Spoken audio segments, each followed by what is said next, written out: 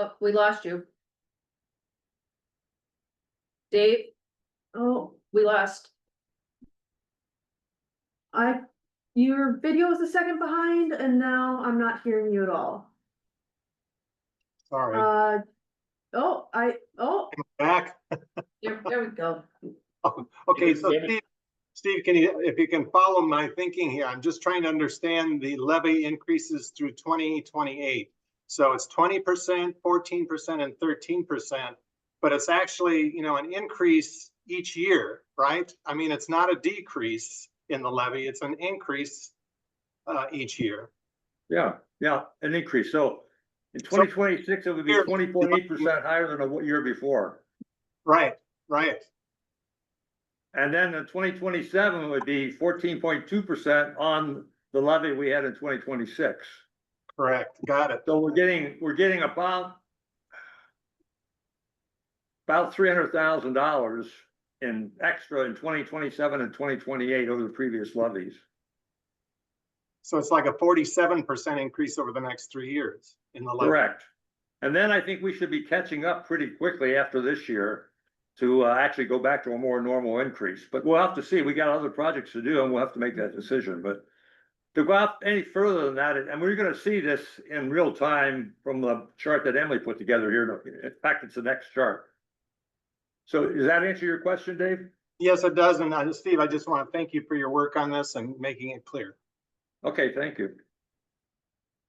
Okay, so with that then, let me ask Emily to go to our, what used to be our 10-year forecast chart, but we're going to do it for 3 years. And she's going to take us through line by line, explaining what we did. And then she's going to show where there's backup. She's going to show a backup chart just to make sure you understand, like we did with a levy, where the numbers came from and kind of what the assumptions were behind those numbers. So we get it all on the same page. Okay, all Emily, go ahead. right, so I emailed this out to everybody just in the afternoon. So if you wanna follow along at home, it's the attachment with 2 in the front, so 2 budget projections. And hopefully it's big enough on the screen share here. So yeah, let's start with the top line, tax levy. Audited year end in 2024, we received just a little bit less than what was levied. We're estimating similar for 2025, estimating that we'll receive about 99.5% of what was levied. The draft 2026 levy, so that's an increase compared to the levied amount in 2025, an increase of 20.8%.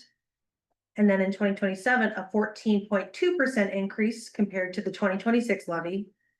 And then in 2028, a 13.2% levy increase compared to 2027. So you can see how it kind of increases each one there. I'll just kind of pause after each of these and we can see if there's comments. Earned grant revenue, so 2024, again, these are all audited from our year end. We had just over $500,000 in grant revenue. We are estimating a pretty high amount of 2025 grant revenue. One of the big ones is the Lessard Sam's Outdoor Heritage Fund grant and the Conservation Partners Legacy Grant. Together, those are about $2.4 million. And those would be part of the big expenditures that we're seeing in 2025 as well. That big land acquisition for Bone Lake South, hoping to close on that yet this year. So that's a big proportion. Plus we have a number of other grants currently active to fund projects. Another very big one is the Forest Lake alum treatment that is this fall. Just to name a few. But we have money for that. Yep, these are grants that are awarded and in hand, and we think we can spend them this year. 2026, this number is again what is awarded and in hand and what we think we can spend in 2026. So this does not include uncertain grants. You know, there's still some uncertainty with our Section 319 Small Watersheds Focus grant, and we really hope that one comes through because it's going to be pretty critical to cover some of our big project costs. But we're leaving it out for now. As well as a couple applications we have out, Lassard Sands, Fishers and Farmers. Things like that are not in here, but this includes a long list of grants which we went through last time. Or in the previous meeting. And then these projections for 2027 and 2028 are, you know, the formula is a little bit complicated because we break out the expenses in a certain way down here, which I'll get into, but essentially we are estimating that we would cover 10% of our project costs with grants, and we would cover 62% of our, excuse me, I think I misspoke earlier. We would cover 10% of our program costs with grants. And we would cover 62% of our project and land acquisition costs with grants. So these are driven by our estimated costs down in programs and projects and land acquisition. And this is based on, I can pull that up of the other sheet that Steve was referencing.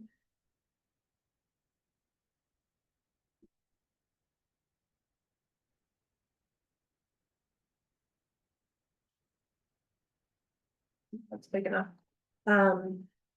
Basically went through, the last 5 years and tallied up the program expenses and the project and land acquisition expenses as of the audited year end. 2025 is of course estimated. Excluding all of the staff time, so pulled out those items that are kind of baked into a lot of those. And then looked at our grant revenues from those years. And on average, projects and land acquisitions have been 62% covered by grants, programs, 10% covered.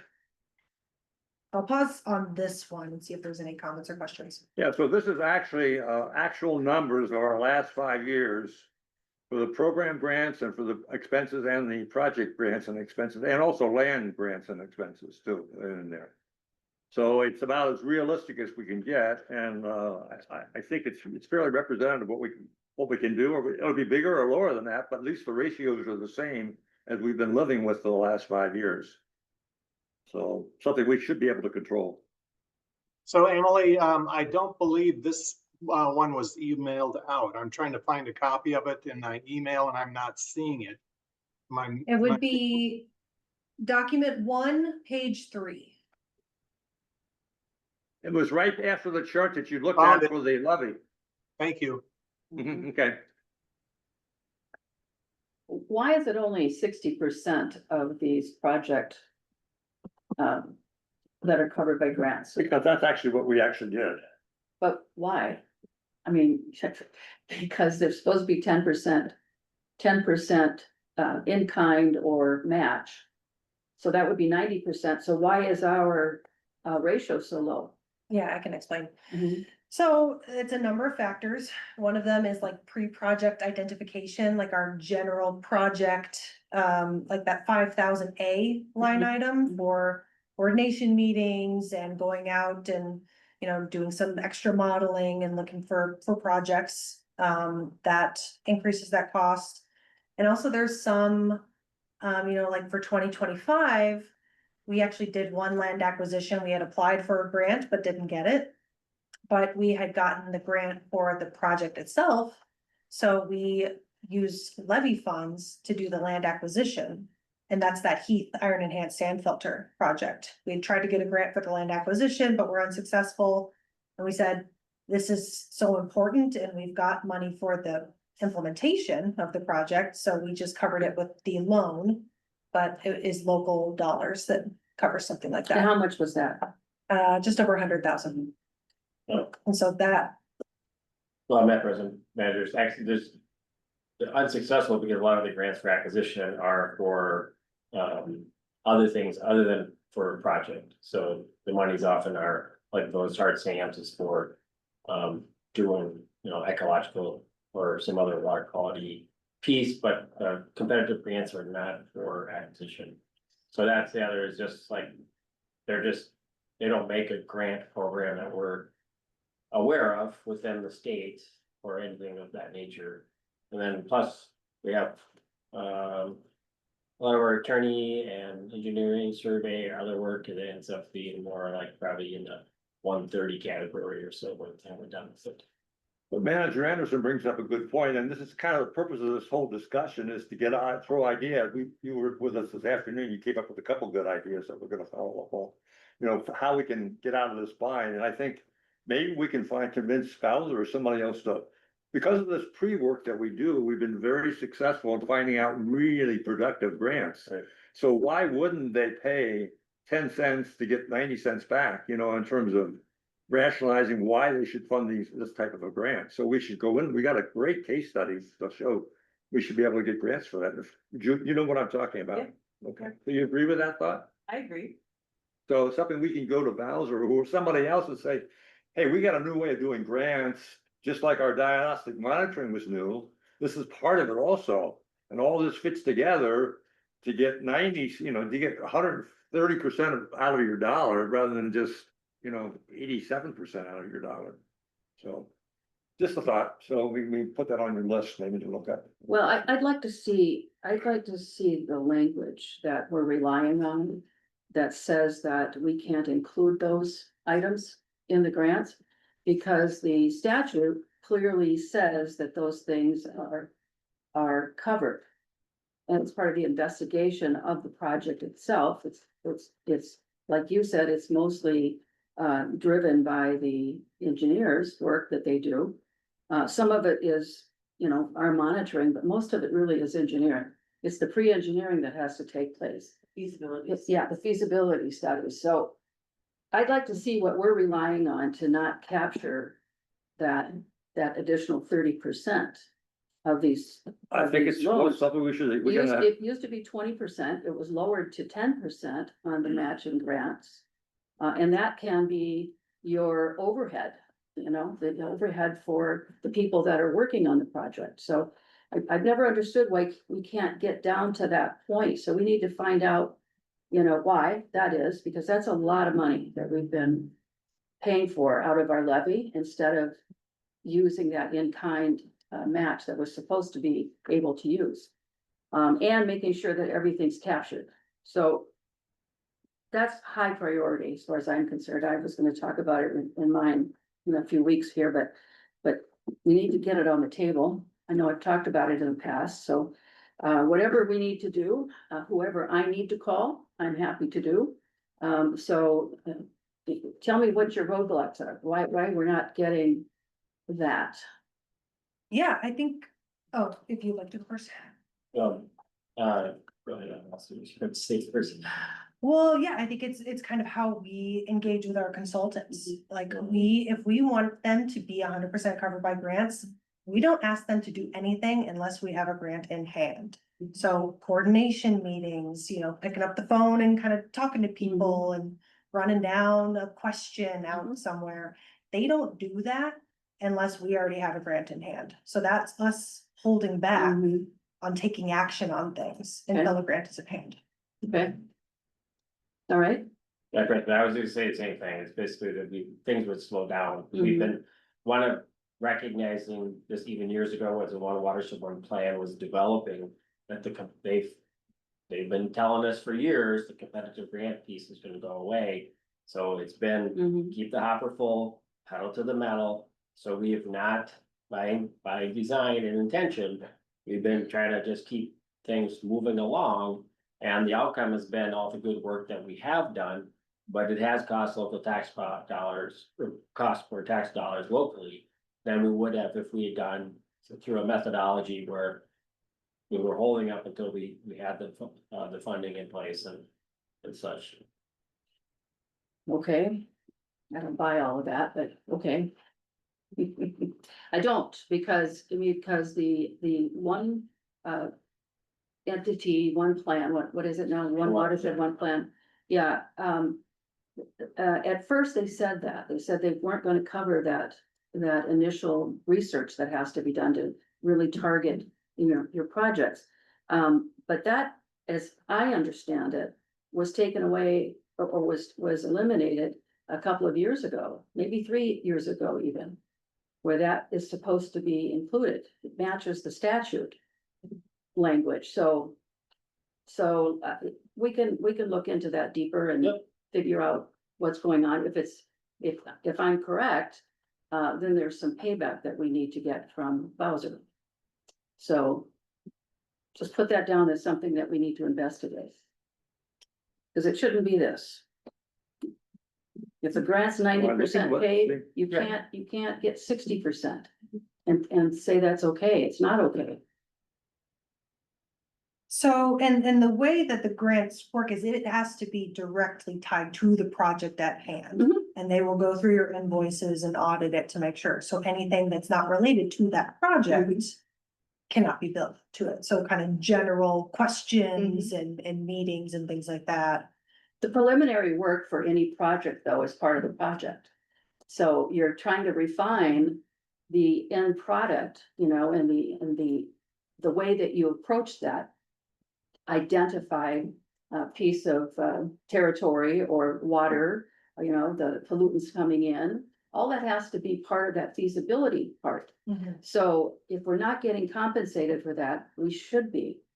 And like I said, identify which of our projects, I think you had a list here. I haven't had time to really look thoroughly at this, but scanning through it, I did see a list of projects on one of the packets. But I don't know if the percentages of payment are there. So we need to match that up so that we can look at every project and see exactly what was not paid by the grant. Okay? Well, and but again, it's kind of these general engineering things, like if you have a question and you call EOR, they bill us for that time. If it's not particularly related to a project, it's a general question. But it's kind of pre-project. But, and what I'm saying is we change how we engage with consultants and we say, we don't do anything that can't be billed to a grant. And I think that's what you're saying is we apply for these grants and we've got like the list from the Flood Resiliency Action Plan. There will be a list coming out of the Sunrise AIG effort that is grant funded. And we say, don't go, I mean, staff can perhaps engage the landowners, but we don't ask EOR to do any work until we have applied for the grant and. But you need the information in the feasibility study to apply for the grant.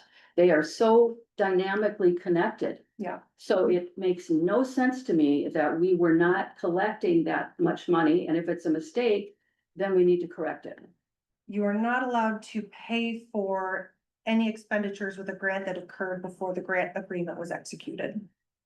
And that's kind of a universal thing, like they'll award the grant, you need to do the work plan, they execute the grant agreement. Up until that point, they won't pay for anything. Okay. And President Manager, it's been a point of frustration for us for a long time because they're really not, the HC, particular Bowser, has not been acknowledging the diagnostic work that we've been doing. It's not an area that they will fund. They'll fund SWAS, some computer modeling all day long for, for millions of dollars. But they won't do the diagnostic work, nor any of the other, which has really led us to the targeted projects. So from that standpoint, if we were following the other method, there's plenty of projects that we would never have touched if we didn't have the diagnostic work, and we would not see the results that we have. So, I would love to see another discussion. I've brought this up to Bowser staff, talked to Judaski himself and some of the board members, and it's sort of we don't fund that. Yeah, well, I don't want to spend time talking about things that we've already talked about 100 times, but this is not right. And so if we can get this percentage of payment identified with every, let's start with 2025. And if we need to go back, we can handle that at another time. But let's start with 2025 projects. And ask Bowser to reimburse us? No, what I want you to do is go to the project and identify how much the grant is going to cover of that project. If you need to go back to 2024, that's fine, because that'll give us sort of a baseline. It's a completed year. And it might be difficult to do that now in 2025 because we're in the middle of projects. So let's start with 2024, okay? That's a completed year. Go back and look at how much was not covered. Sure. Yeah. And when it's a distinct project, Mhm. yeah, it's 90-10 for the Mhm. Bowser grant. It's Well, I'm talking general. about generally what you're talking about is that most of that cost that's not reimbursed as part of the grant for that project is the preliminary work that the engineers do. Okay, so then you Correct. could make the case. Okay, Yes, exactly. all right. We've already identified it as a project. And they have to go out and get a loan, or Emily does, based on that information. We couldn't produce a legitimate request for payment through the grants without having that data. If you look at the grant application, it's asking for all this specific scientific data so that you can tell them what the outcome is supposed to be. That is part of the process, so Well- let's get it identified with all those stats. Kind of like the gold miner going out and saying, okay, I'm gonna dig right here. Instead of starting at the ocean and looking for Mhm. gold up the stream and looking for more gold and finally finding that small tributary, it's got 80% gold in it, and then putting your claim there, right? Yeah. That's, it seems logical to me. I don't know why Bowser doesn't get it, so it's, I mean, Right, well, that's why even before the project is identified and the grant application is completed, that's the sort of I think the point that Emily and Eric are making is that we do a lot of work, you know, with the engineer, the diagnostic work, like just trying to figure out like where in the landscape that project is, and then you start developing, you know, the possibility of the grant request or the project concept, and then it develops through time, and that's, so. But yes, we can go back and I guess we'll just have to parcel out how much of it is. But there have to be bills from EOR, they identify everything that they do for us. And so if they're working on Comfort Lake subwatershed, and we're trying to identify the priority projects that we should start with. We've got the booklets, I mean, the best one that we produced was for Forest Lake. And that had all the details, it had the background, it had, I think, was it 12 projects, I think, ranked in priority order. Highest pollutant area to the least on that priority list.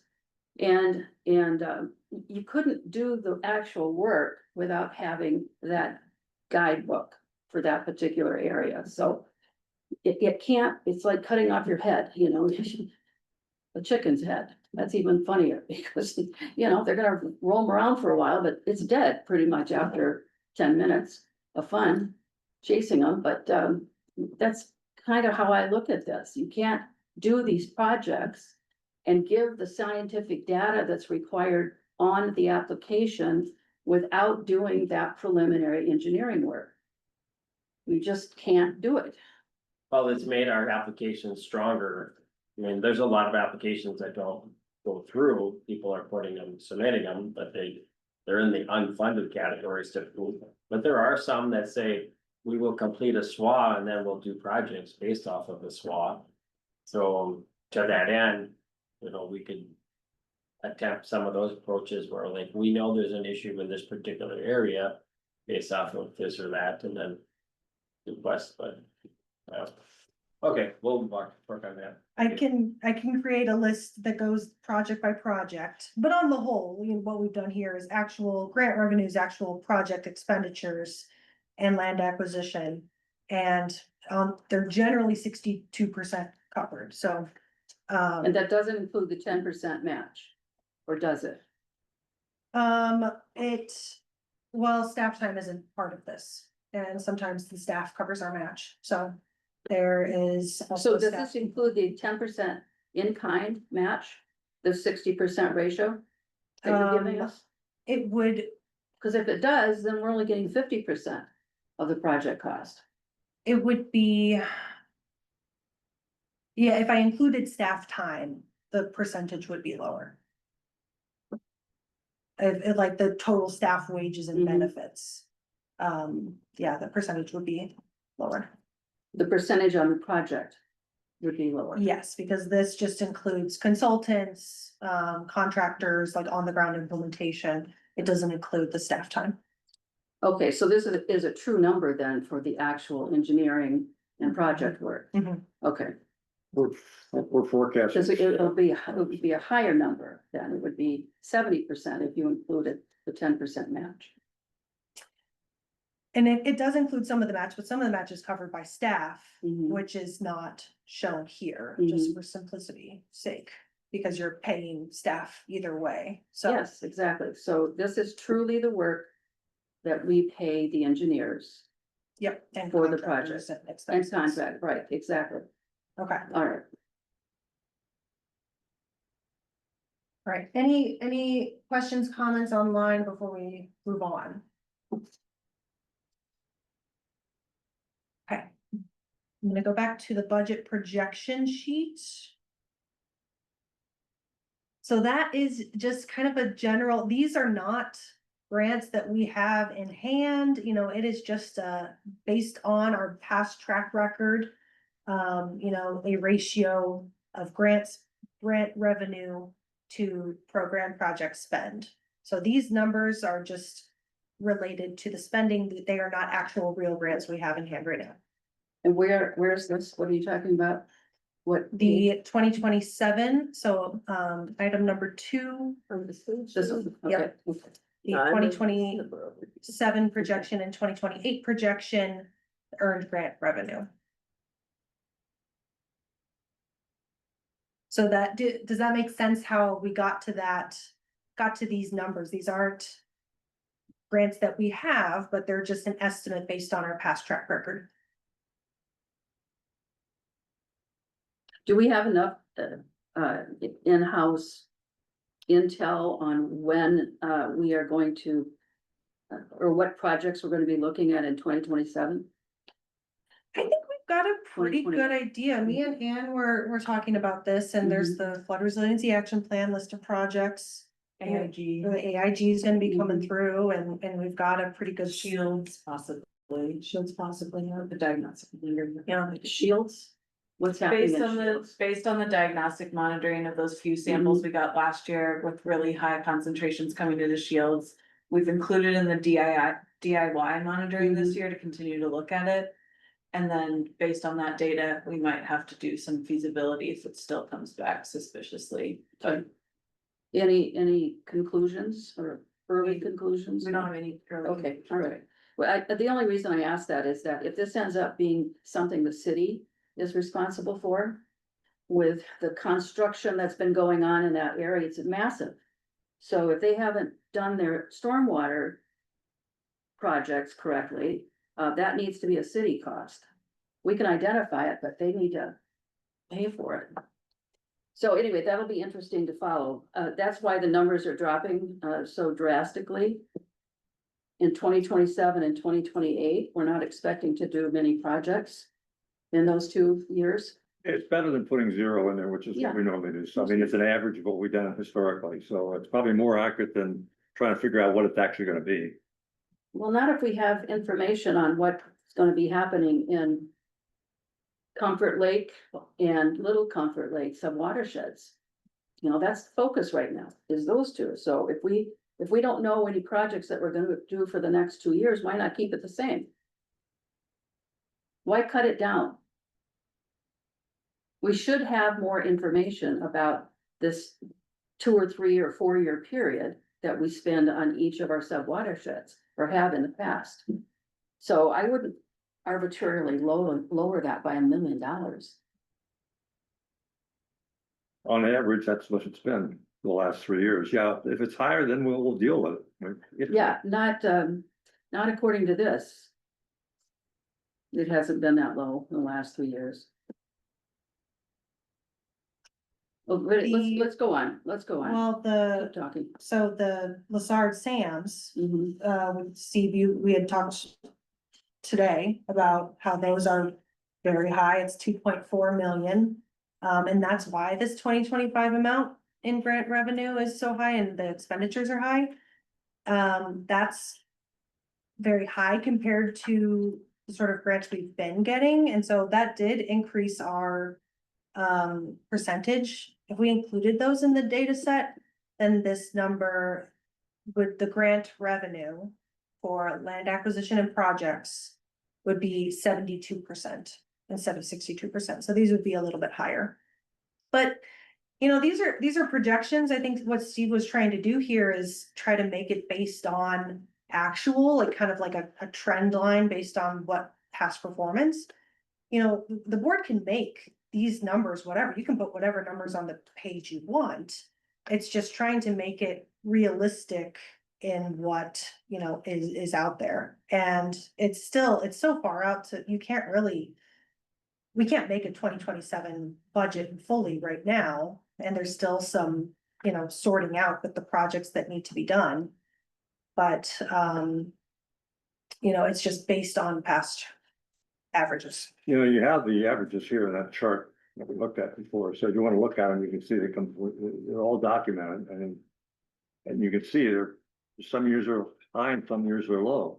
But I think it's a pretty reliable estimate. I mean, the bigger you make it, the harder it's gonna be to make our target too. What's target? What are, Trying to get our funding line. well, you know, I look at that differently than you do, is that if we have. And we have in the past, we're always working on the next project.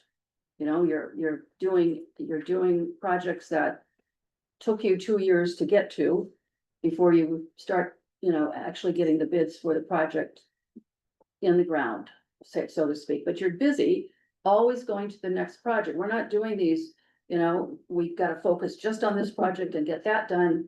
We're focusing on the projects to come as well. We have a hopper So- going. We do, We always, talked about that 8 years, 10 years ago. absolutely.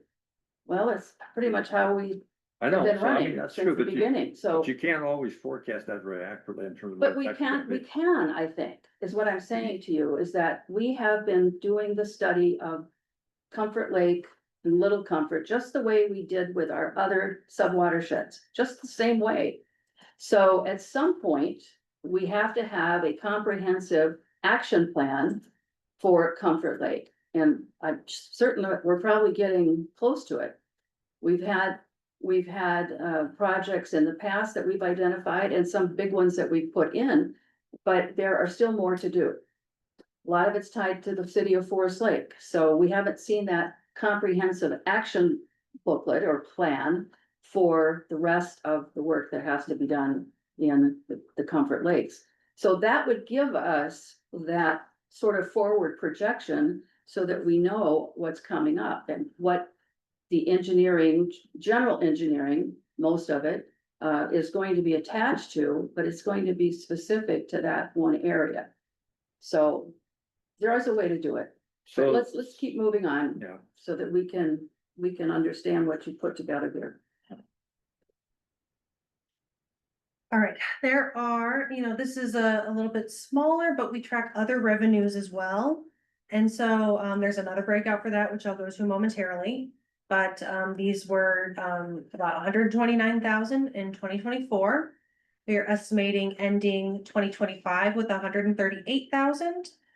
Higher in 2026 at 177,000. And then just 3% increases to kind of give projections for 27 and 28, just to increase with time with, you know, the cost of things, billing rates, stuff like that. And so I'm going to switch gears again here and show that breakout. This is going to be item, let's see, item 5, other revenues, simple table.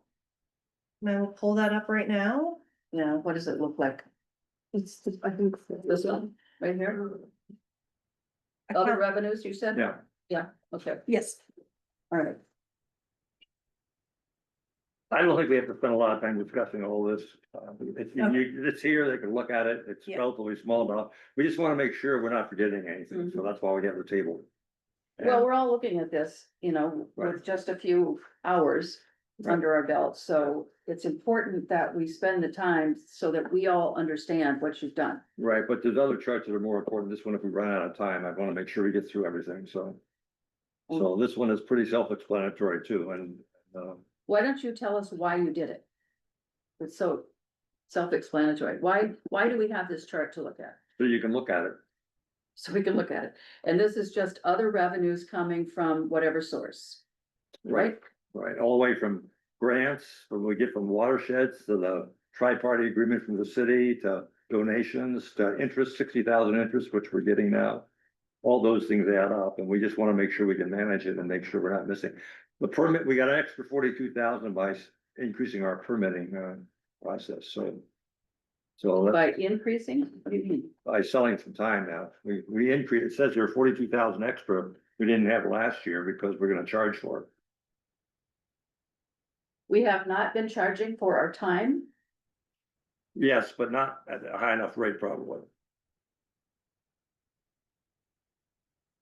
That seems really, really small to me. When we make transfers quarterly now in the $100,000-$200,000 range. So how is it dropping down this low in this forecast? I can explain that. So, it gets kind of complicated because we receive, say, $1,000 deposit. We track every single thing, I mean, site inspections, EOR invoices, staff time reviewing and such is being tracked presently. And then that gets billed against that $1,000. And so we're deducting from that 1,000. And if there's anything left over at the end on that individual permit, they receive it, a check in the mail, and that's what's on the accounts payable and signing the checks, going back to the permittee. As well as, if they give us a financial assurance, which is sometimes in the form of like cash escrow, so that might be a $5,000 check sitting in there. And so upon closeout, we haven't even touched that $5,000 financial assurance, that just goes right back to the Mhm. permitting. So those transfer amounts that are going between the accounts are really big because they're including, stuff that is ultimately going back to the permitting in Deposits. some cases. Like the deposit. Some of it is retained by the district, and Right. that's what we're showing here. But some of it just kind of goes straight through back to the permittee. We spent about 300,000 in permitting this year. And we were charging 60,000 and getting money Mhm. back. Now we're gonna get 102,000, which is about 30%. Lake Minnetonka Watershed District gets 100% of their money back. Mhm. So, and we're doing a survey now to find out what other people are doing, and we may wanna But the only, raise that. yeah, So, the only thing that's supposed to go back to the individual is the escrow dollars that we didn't need. You're not paying them back for the time. I mean, I'm not Correct. quite understanding this. Yeah, this explanation. Yeah, so so staff has been looking at this in more detail than we have in the past too, and we could maybe have a separate discussion just on that. But it is a matter of like how we treat, this was part of the discussion when we did the rule revisions. Is like how we treat like public entities, we don't charge at all. So if the city of Wyoming or Forest. That's a statutory thing. So yeah, you don't charge them. Right, so, Government. that's Yeah. maybe 20% of the total, Mhm. whatever, so, a lot of our pre-work is not. That was. That was a deliberate decision of the district at the time wanting to make sure that we were. Able to meet with the city or meet with the developer and give them feedback. So the project, our goal was for them to have a successful project. But none of that time, whether it was the engineer or district time, is any form. In any form is it able to be charged against, because we don't have until we actually issue a permit. So it's a lot of it is our internal process, which we did intentionally at the time when we did the rules, but I think it was time that we need to review it. Reconsider how, the framework for how we do our. I'll talk to you about that after this meeting. Sure. Okay, 'cause that's not the way it's supposed to work. It isn't. The public is not supposed to be paying for a permittee's project, whether it's a big development or something in the backyard. It still needs to be vetted by the staff. It still needs to have those 10 inspections or whatever number it is that everybody gets, and everybody's treated the same. for that, and so if they're complying with the rules, they still get paid for the time, or they still have to pay for the time, but they don't get any fines, so we'll talk about this afterwards. Yep.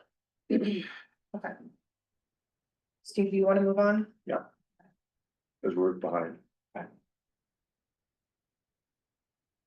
All right, so number of things go into that. Permits, interest, partners, et cetera. Let's move on to Clean Water Partnership loan disbursement. So in 2024, we received just over 750,000. Looking at 500,000 this year in 2025. And that is, as of this 500,000, that is brings us to a total of 4.5 million that we've taken out in loans over the last 5 or so years. And so this budget scenario includes taking out a new loan, so we have to apply to the MPCA, get approved for an additional 300,000 in Clean Water Partnership loan dollars.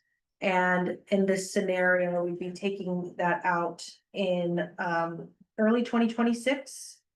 And so having that kind of on the revenues, but then you would start repayments in December if we took it out in the first half of the year. And so there's a lot of different ways you could do that. You could push the timing a little bit so that you don't have to start making payments until 2027 if we wanted to do that. And so this is just this scenario. You know, Steve had requested that we look into kind of an additional loan disbursement. So anything you want to add on that before we move down to repayment? No, just that we need this really because if you look at 2025, we're falling almost $500,000 short. So I figured looking at the challenge we had, and I thought we needed a little bit of a boost to get over the hump for that first year. So I stuck 300,000 in there as a loan. That hopefully that's the last loan we have to take.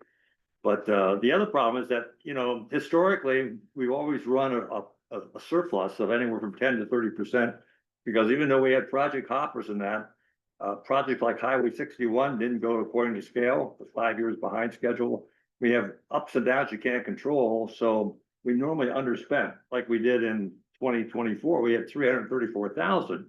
If we had 334,000 excess in 2025, we wouldn't have the problem we have right now.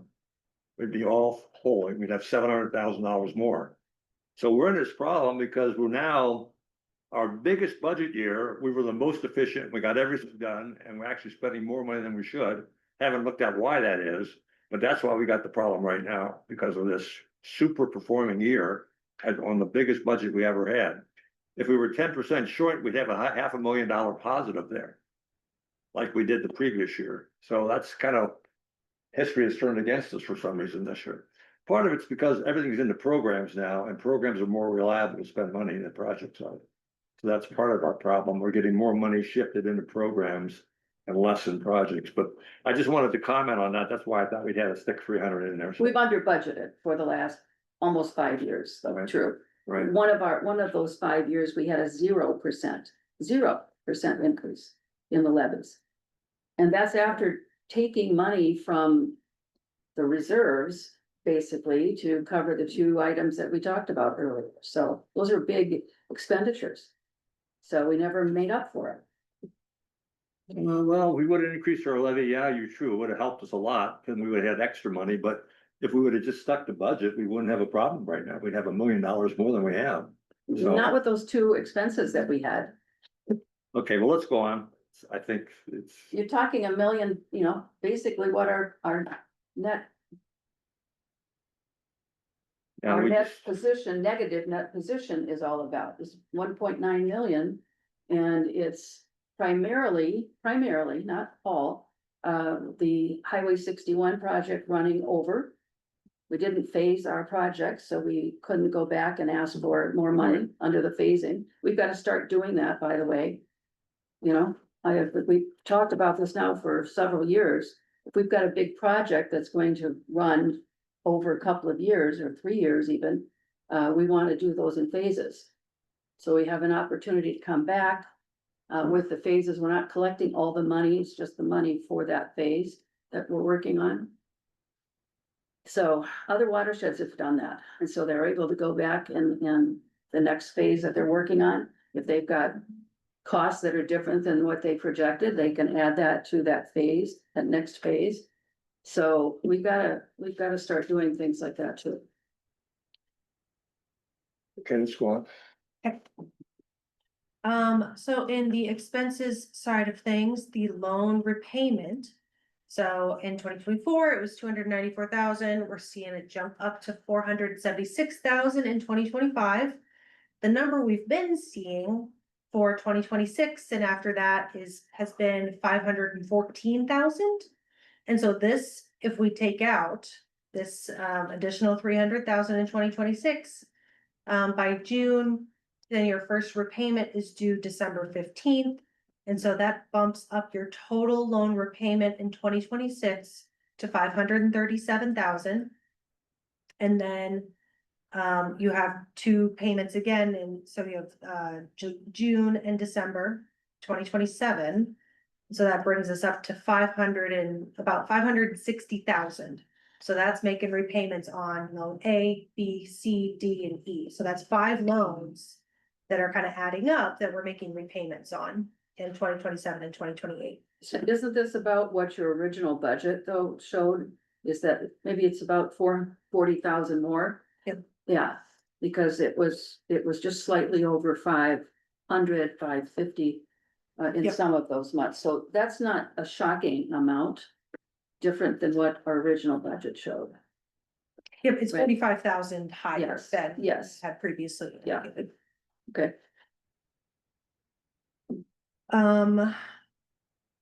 So that under this scenario, if the board directs, that we get out, take another 300,000 loan, this was what that would look like.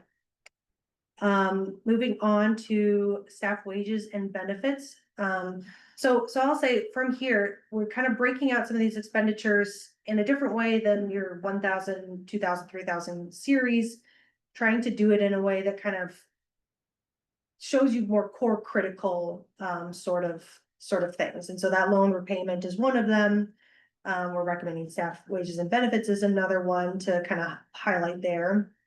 So that we ended 2024 at 942,000. The 2025 budget for staff wages and benefits is 1.2 million. That was something that I believe Mike and Jackie had kind of come up with. So that's what I'm using as our estimated year end. We could refine that if you are kind of have other, factors that you would like to bring in. I know that there's some hiring that is in consideration, so I'm just using the budgeted amount here for 2025. The 2026 amount is 1.1 million, and so this scenario is the sort of budget cuts scenario that we had put forth at the last meeting. So if we were to make some cuts, so this 1.1 million would just be retaining current permanent staff. We wouldn't be able to hire seasonals, nor hire the business and operations manager under this budget. And then 2027 and 2028, just using a 3% increase, just as a general estimate moving into the future. I'll pause there for comments, questions.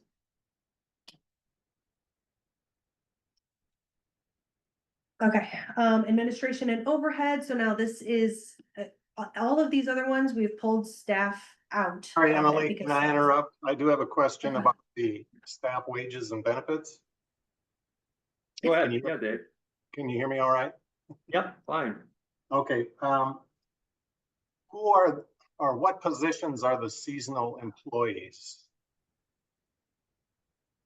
So it would be district technician or temporary technician. Right now, that's Catherine is the only seasonal tech we have right now. Julia is through the Green Corps program, and her contract will be finished in August. And this also reflects not hiring a business manager, correct? Correct. Yeah, we have a table of all the cuts we're gonna go through if we get to it before we run out of time. So at least you have that to look at later on. We're not saying that's gonna be a permanent cut. There's stuff in there I'd like to see, reversed, and I know Manager Anderson would like to see things reversed, so this is the debate we have to have later on. We're just trying to get everything in a format that people can see it, and then we can discuss it intelligently and make a decision on it as we move down the path. And this is one scenario for the Right. budget. Correct. So Correct. that is correct, and we need to understand what we're looking at, and so there's going to be questions. We're doing really good on time right now. We've still got another hour to go. Right. And it's very important that everyone's questions get answered. And so don't use the time rush, as an excuse. If we have to go over 15 minutes, Okay. we have to go over 15 minutes, but this is critical to making a good decision. So we'll come back to this, right? There's a table with the cuts listed, so you can see what they are. Yep. And I there's did an see that. explanation page on that also. I just want to be able to discuss it at the appropriate time. I'll wait till we get. Okay,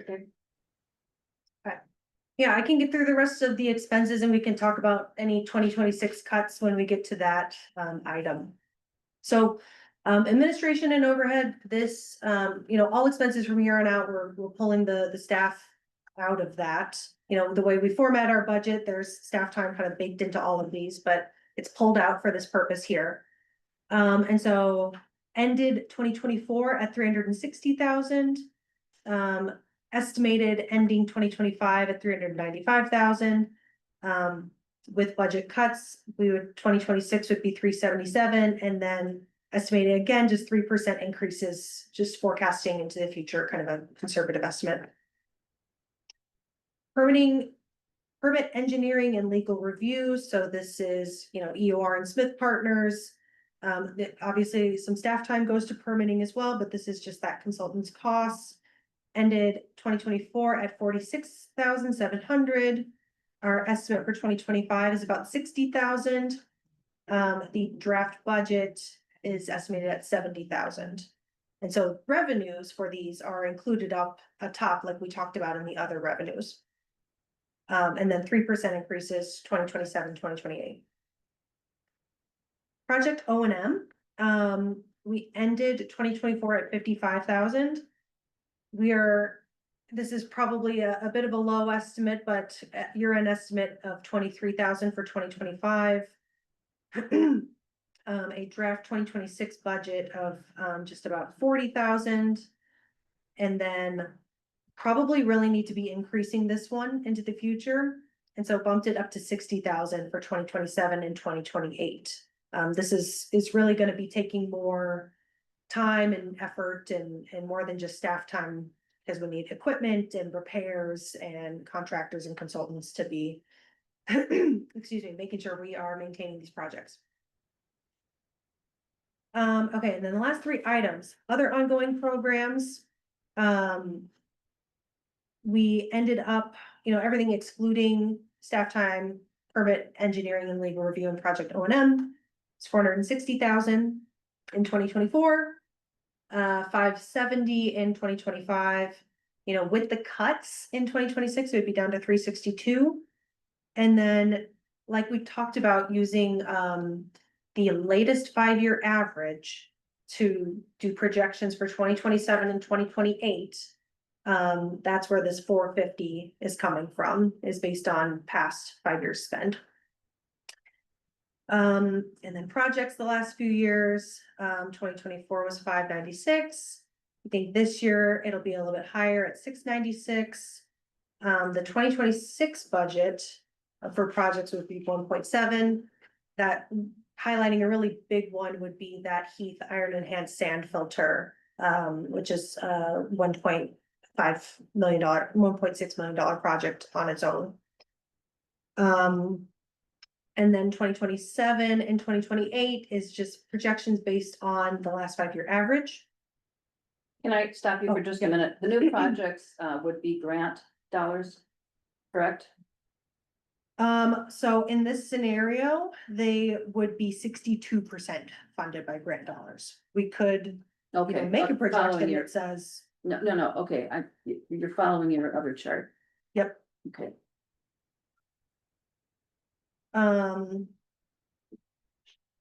So land acquisition and management, it was pretty low in 2024, just some consultant time to kind of assist with various surveys and things. It would jump up in 2025 with the purchase of the Bone Lake South property. And then also included in there is the property we closed on earlier this year. A little over 100,000 for the Heath Iron Enhanced Sand Filter property. With the cuts and excluding staff time, the draft 2026 budget would be 0. And so that would be basically fund if grants are obtained. And we have some uncertain grants out there in the form of Lessard Sams, which we hope to get, and that would increase this theoretically. And then 27 and 28 is just the projections based on the last 5-year average without the Bone Lake South property, for Steve's calculations. So those are estimated revenues, estimated expenditures. Down here, you see revenue over revenue minus expenditures. Basically, so if revenue exceeds expenditures, you're gonna see a negative number here. So revenues exceeded expenditures in 2024, which increased our fund balance. We are looking at ending 2025 with expenditures exceeding revenues by 466,000. We can get into that later. There's a number of things that go into that. This draft 2026 budget scenario would have revenues exceeding expenditures by 193,000. And then these projections are still expenditures exceed revenues with these estimates. And so that's just a simple revenue minus expenditures here. How it affects the fund balance is down in this box here. So 2024 year end fund balance was 1.4 million. We carry that over to start in 2025. And then you subtract the, subtract the deficit here. So that would bring, under this scenario, that brings our year-end fund balance at the end of this year to 964,000, or 24% of this draft 2026 expense budget. So 964,000 over 4.2 million. And then just carrying that same calculation forward. So then the year-end fund balance at the end of 2025 becomes our beginning balance of 2026. Here it is at the end. And if we end 2026 with a fund balance of 1.1 million, and if we have a 2027 expense budget of just under 4 million, then we're looking at about 23%.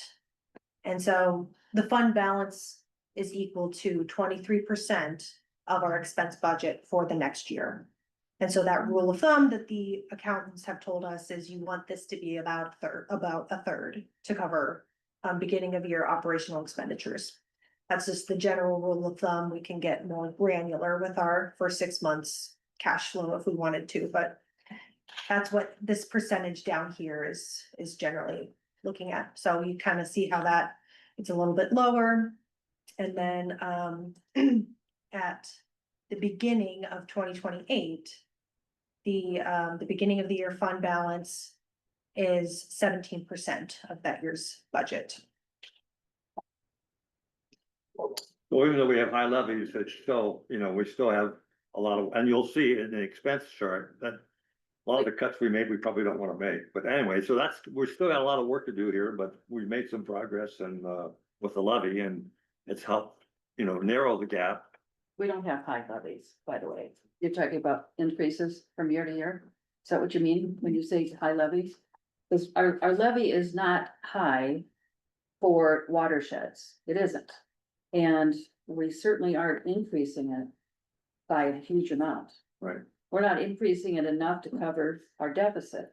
So that's our historical deficit, That's an so, excellent point. So I would like to just yeah, ask Emily to look at what the other watershed district levies are as a percent. So I think we can have that already, but we should look at that. mhm. If we're way down the list, we have justification. We're not.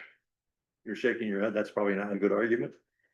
I'm trying to build a crisis presentation here. Yeah. We talked about crisis plans. We're gonna have one September when we have to present this. So I'm just trying to build a case for what we wanna do, and Well, I think part of our case is the fact that the water district here is rich in water resources, but poor with respect to taxable market value property. So, I mean, it's just the reality is that all this open water, wetland streams, channels, 90-some miles of streams and channels, ditches, and it's just that's a very, that's then the end result, that's part of our case for this, to the state or agencies or others, why we should be able to allocate, or we should be getting more money from managing these resources. so this is a good argument, when the city, when we were, the Lake Association was fighting the city to get the stormwater budget up. We presented them with the chart that you're in the bottom 15% of all the local things, so. We said, we encourage you to increase this in 3 or 4 years, every couple of years increase, so now they're up in the middle or above the middle. And the budget's more than doubled, Mhm. and so you can, just have to use the data to help you get extra money, that's what we have to do, so. We'll update it, but we're in the upper. Upper part, okay. President at them. Anderson, Yes, may I comment? yes. Please.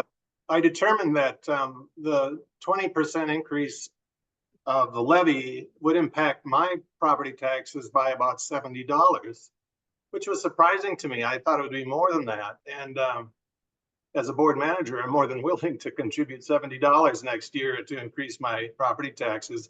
And I took the effort to contact some of the other folks around Bone Lake and just ask them the same question. That the fact we're facing a budget issue, and well, how would they feel about a levy increase? I was surprised by the reaction. Most people said, this is where my money can really impact my local neighborhood, and I'd be more than happy to pay more. So I think that's something to be aware of. I haven't done a formal survey, but I'm really changed my mind on the levy increase because it really isn't that much when you look at the big picture. Right. Well, and the other thing is that We need, excuse me, but we need to start looking at it not by percentage, but by dollar need. And when you're the lowest, when you're at the beginning, if you will, or you're at the lowest rung on the ladder, so to speak, when you talk about a 23% increase, people's hair stands on end because they're thinking of it in relationship to their city, their county, the school district taxes. Ours are not even close to that number. And so if you do, this is what I've been talking about, is we've got to stop talking in percentages. We've got to start talking about it when we're talking to the public about how that impacts them, at a household level or a business that's going to be higher, but it's actually not that much money. I tried to do that in that little chart last year. To show people that when you do these different percentages and go even higher, which we need to do to fill the hole, you're still talking about maybe $50 for most homes or $100 for most homes. And so it's not that big of a crisis when you put it in perspective. We're just this little entity down here. We're not a massive government entity. So. And I think your point about talking with your neighbors is so important because they see the impact of the projects that we've done. And the cities see the impact of the projects that we've done. And it's important to keep that in mind, perspective. Yeah, I agree, because we've accelerated a lot of positive value for our shoreline owners, right? I mean, they're now leaving with a much cleaner lakes, right? They're enjoying it now. They've been enjoying it for the last 5 years. Mhm. So we're just paying for some of that stuff that we did faster, that's all. So that's part of the story too. Yeah, it is. And it changes the value of their homes. Right. Positively. So that's all positive stuff, even for the cities and the county. Well, and we did indicate that when we were taking out early parts of the loan, is that it's spread out over future and now, but to your point that the residents, both on the lake and the users, which are many, we know that through the voting Right. activity, that they're benefiting from it now. rather than slowly getting there Yes, over some number of decades. exactly. Okay, Right, so, well, again, we've got it organized here, we made some progress, we gotta do a lot more progress, so let's go through some of the more backup first, and get everybody up to Do speed. the budget changes, so. Okay, one moment. I'll just share the PDF.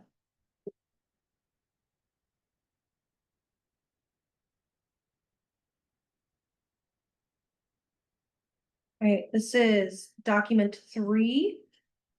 From the email this afternoon, budget changes menu for your consideration. And we could just go through it line by line. So it's just looking at the 2026 budget, so, just keeping it simple with the original 2026 budget, that was put forth, May 30th. What the potential change would be, and then what the resulting new budget would be. So the revenues under this scenario, so this, coming from Manager Schmaltz, the data he's put together. Showing a levy increase of 20.8% in 2026, or that would be $375,000. I would do that. $375,000 in dollars. Taking out another loan in 2026, assuming that we take it in Q1, Q2, first payment's gonna be due in December. That is an additional 300,000. We're calling it revenue. The auditors do not call it revenue. They call it debt. It's called financing. It's kind of shown in a different way, but for simplicity purposes, it shows up as revenue here. It's cash we can use. We talked a little bit about the permit revenues as well. And so, adjusting kind of the way we do some of the billing so that we retain more of the permit deposits. We're getting 100% of the inspections covered and, all of the billable EOR time and the engineering review time, some of which is done by staff. But, the smaller kinds of hand holding that, staff needs to do to try to walk people through the permit process. Sitting down with them and looking at that, erosion and sediment control plan, or staff taking a look at the maintenance declaration and being the go-between between legal counsel. That takes time. It's a little bit here and there, and so it's harder to track, but we talked through it and we think that we can track more. And pick up another 42,000 in 2026. So bringing permit revenues up to 102,000 in 2026. This one for JD6. can I ask you a question? Yeah. How many permits is this based on? How many permits did we do, or are we on track to do in 2025? Or the solid number for 2024, how many permits did we have? Was 40 in 2024, Mm-hmm. give or take. Yeah, Been trending around, upper 30s to low 40s. Some regions. Yeah. Most single family home, but scattering of commercial. so we're getting $2 per permit. Then is what you're saying. Oh, well, new applications, it's been about 40, but active permits at Mhm. any given point in the year, it's Mhm. kind of a shifting number, cause you'll get some new ones in, you'll Yeah. close some out. We could have over 100 active at any given time, maybe more. So we're getting $1,000 permit then. So the deposit is I'm $1,000. spending 3,000. Cause we're Yes. spending 293,000 left in 2025 is a budget. And so some of this, can't be billed to an individual permit. If we want to spend any staff time or, we haven't really used any engineering time, but any time or cost spent on tracking or inspecting closed out permits that have BMPs on site and they have like a maintenance declaration, that there's nowhere to bill that to. That's just covered by the district. But it behooves the water, for us to look at that and make sure it's being maintained and kind of checking up on, on the permit holder or that hex permit holder, the maintenance declaration holder. To make sure that they're doing their inspections, they're doing any maintenance that needs to be done. That kind of stuff, or if we get, a phone call into the main line and that gets relayed to permitting and they are on the phone for 15 minutes or so or more. Just kind of asking general questions about, I might need a permit, I might not. There's no permit number to bill that to. There's a lot of little examples like that. Obviously, any government permits, we fully bear the cost of. Okay, you've answered my question. I think we just need to look at this separately as a focused, project. And straighten up what needs to be straightened up. Yeah. Okay, so let's move on. Okay, President Anderson, I just have a real quick question. Yes, go ahead, manager. And maybe I'm not seeing it, but when there is a permit gets closed out, but there is work that the watershed is gonna have to do to make sure that things are maintained. Is there a way to build that into the cost of the permit so we're not also paying for that time, or our taxpayers aren't paying for that time? Go ahead. No, address managers, yes, I think part of it would be is this if we went to the Carmart format. But one of the things I wanted to just ask staff is. What is it within our current structure, if it requires. If it's more administrative change, that would be, that being that they take a fee and they keep it. To cover all anything prior to all the questions and anything presumably that might come up afterwards, but they just, if there's $1,000 fee. They just keep it, even if it's $500, you'll see, there's a closeout. A permit that's in the accounts payable, that'll be for like $500 some dollars, we're sending back to an applicant. But all those things, and even the administrative part of sending back a check is time, right? So, and, Costs $30 to send a check out. right, so I guess that's one thing we could just look at to see if, from a process standpoint, if. And What it would take that to- is probably 50. well, yeah, that is our recommendation, like after I sat down with permitting staff and we looked through it and just our current fee structure where you're tracking. Expenses and it gets painstakingly entered into the database. That's harder to pick up other things so our recommendation was to change our fee structure to be more like what you're describing here. And we think that that's gonna ultimately be the thing that. Gets us closer to where, you wanna be with the revenues. Thank you.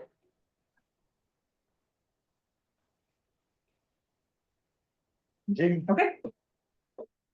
So this next one is really more of a correction. So in our draft budget, I had estimated revenues that were equal to our remaining grant balance for the WJD6 Wetland Enhancement Grant. That's just what's left on the grant that hasn't been spent.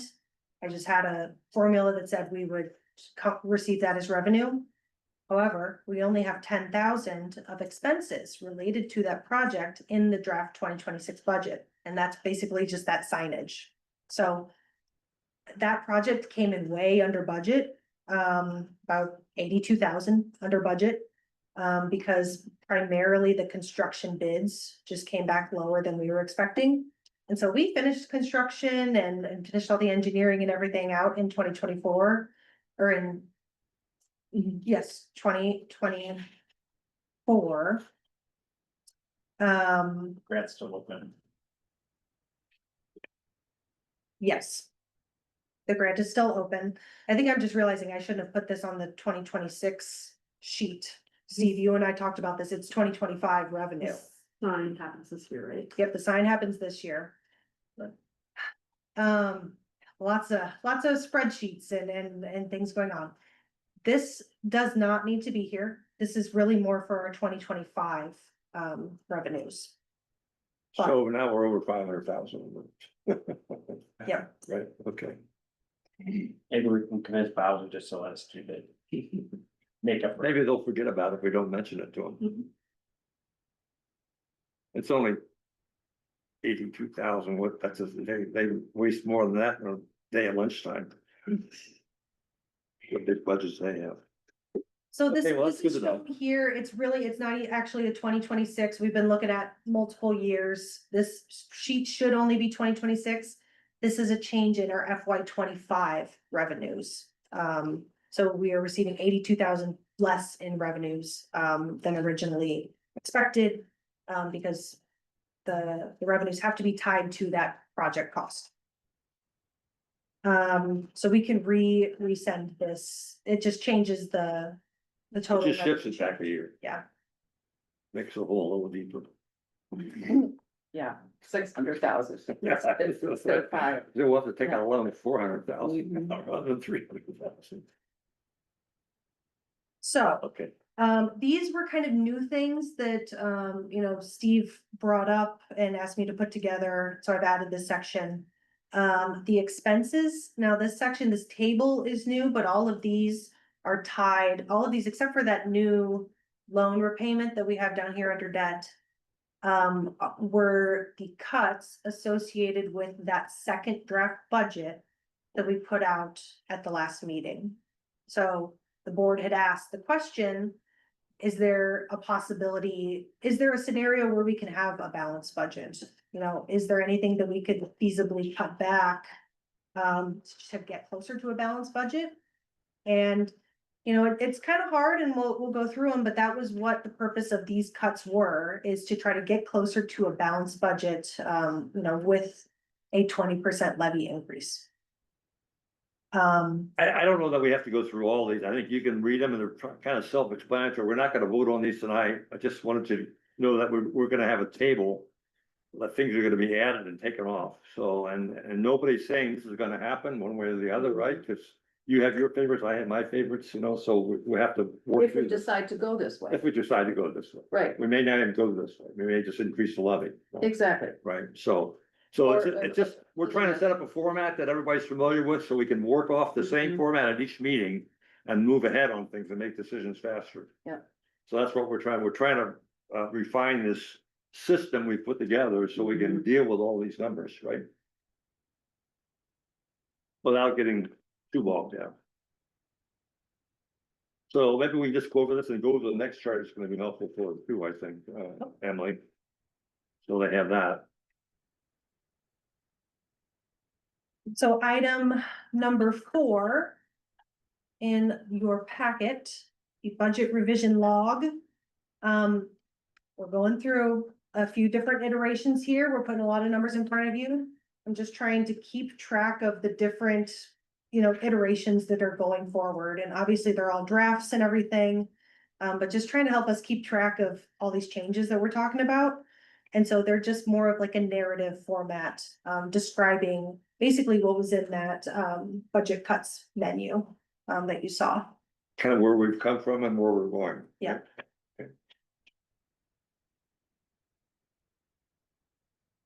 Pause there if there's questions, comments.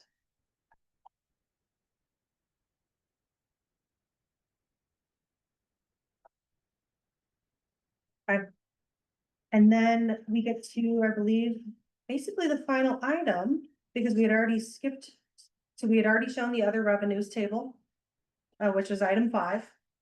What are we looking at now? We are gonna go to item 6, cash balance as of May 31st, and that's the fund balance report, portrait orientation. So this is just from the latest treasurer's report that Red Path put out. It is as of May 31st, 2025. Oh, thank you. I need to share my screen. So this is what the first page of it looks like. And I actually want to go down. I wanted to include all these pages because there's a lot of data, but I kind of want to highlight on page 2, this right side, staff, we provide, I do updated grant tracking, and as we incur grant expenditures, such as, EOR works on the Sunrise Headwaters AIG, and we get that invoice, which we just got in for June. I will update these numbers, send that to Red Path, and then they will update our restricted funds to reflect earned revenue that we can kind of transfer over to ourselves. The money's in the account, but it's just the proportion that is held as restricted or dedicated. What is this one called again? Comfort Lake. What is it? Yeah, this is Okay. the, you got Comfort Lake Forest Fund Watershed balance? District Yeah, Fund. it's fund balance, yeah, It's the one we look at each month. yeah, right, I got it. So I kind of want to just zoom in on the right side here. And you can see estimated available cash balance. You know, you have a starting point of 1.9 million. But then you have some which is restricted for future loan repayment, some which is restricted for grants. For example, this big one for Heath, the iron and hand sand filter, you get that 50% grant payment up front, but it's not to be used for any other purposes. You know, you're supposed to kind of hold on to it, and then as soon as we really do the construction, that's gonna get spent once those contractor payouts start coming in. So we want to make sure we have that much in the bank to start paying those project expenses. So some things restricted, other restricted for like the latest accounts payable checks that need to go out. Escrows and sureties, this is how much is being held in that escrow account for permits. And so once you set aside all those things that are dedicated for specific purposes, you get an available cash balance of 297,000. So that's where we were as of May 31st. I think it's gonna be pretty tight because the reports are gonna say as of June 30th on the next one, and it's just gonna show the month of June. We just received our first half levy settlements on July 2nd, July 3rd. And so those aren't gonna be on the June statements, but we know that we have them in this moment. So that really helps the available cash balance and the fund balance. And then we'll be back up to Yeah. $2 million. For the time being. Yep. And we're still not gonna end the year where we should. Probably not, no. It's a certainty, unless Unless we take that loan in December rather than this January. it's still not gonna be enough for 6 months of the new year. We'll talk about that. But I'm Yeah. just saying that you can look at these inputs on the this chart alone. I mean, this is easier to read, the big budget thing. We're still not going to be adequate for this. And so one of the things that I've been talking about is having a separate fund for reserve. We call it that. We never show it on any of our documents except here. And that's a fund that has to be given consideration outside of what you're doing here. Because we have a big deficit in most of it's coming out of that, what we call our reserve fund. So we need to start looking at that separately so that, like our other dedicated funds, so that we know we're going to have enough money for that 6-year period in the new year. Before our first levy for 2026 comes in. So I'd like you to start thinking about that because it's still not gonna be enough. Unless we have dedicated monies going into that to make up for our past deficit. We're always gonna be in the hole. We're always gonna be holding our breath from March to June or May, April maybe. You know, until that first money comes in July. So that would be, my only comment, It's not like we look- don't have cash, you could write a check and we clear it because we got the cash. It's just that it's supposed to be restricted, but, so. It's too tight. We keep talking about it's too tight. It is too tight. We shouldn't have We budgeted have to make it so bigger. low for 4 or 5 years, and so we need to look at the things that we did wrong so that we don't do it again. This way to budget, though, is what I was talking about at one of the prior meetings, is we should be looking at this type of thing. We've got all of those back pages that tell us about the projects and so on and so forth. But particularly the staff wages and benefits, representing it here as a whole line item onto itself instead of being passed down to the working Garys, that's more of an internal work style, thing that you can work from, but from a budgetary standpoint. This is really what the board needs, so it's nice and clean and nice and clear, and we can see all of these. Expenses that we have to consider, for that 6-year period, most of these are in that area. Overhead area, so it's helpful, it's really helpful to have it broken down. How many years have we never had this? You know, Um, Well, I think it needs to be refined is what I'm saying, Yeah. so that we can see the expense report, actually, the revenue. For the reserve fund, that that's so critical to what we do in the budget steps. So we need to look at that separately. Anyway, One thing we haven't looked at is 2025 yet, so I think Mhm. Evan and I are gonna look at, maybe Mike will look at 2025 in terms of where we are, and why we're at where we're at, and is there anything we can do to reclaim some money, or if there's any adjustments that have to be made, like you just found in everything. So. And then we'll have to. We can't get anything out of that, then we're gonna be in a tougher spot. We can look at it anyway, I think.